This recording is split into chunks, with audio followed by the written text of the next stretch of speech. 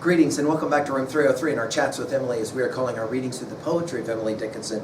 We are using the Johnson edition. We turned out a poem 653 of Being is a Bird. She'll use this phrase being in 28 of her poems.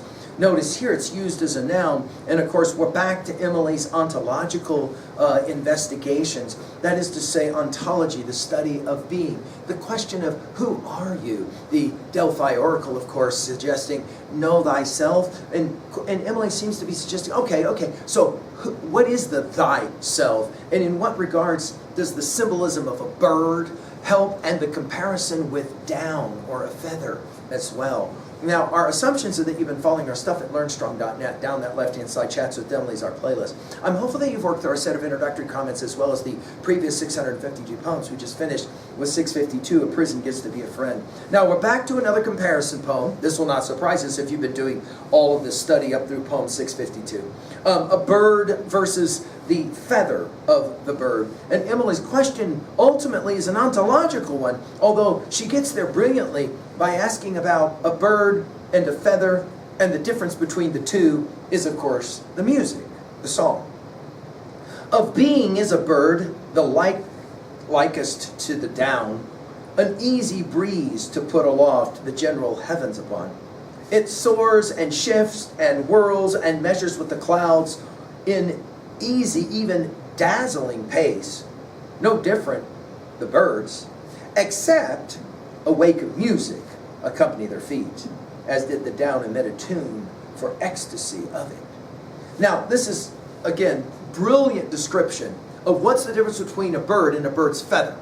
Well, they both belong, obviously, to each other in some important way, and a bird must have its feather to fly. And yet, take the feather by itself, there's something fundamentally, ontologically different from the feather on a bird. Notice, of being is a bird, the likeliest to the down, the feather, right? An easy breeze to put aloft the general heavens upon. In other words, a little bit of wind and picks it up. We can't help but think, of course, of that famous feather in the famous film Forrest Gump, right? It soars, the feather, right? Soars, it shifts and whirls. Notice your trinity there and your use of dashes. And measures with the clouds. You'll remember geometric joy from the earlier poem. Measures with the clouds, and in easy, even, dazzling pace. No different, the birds. Remember the robin's larder of 651.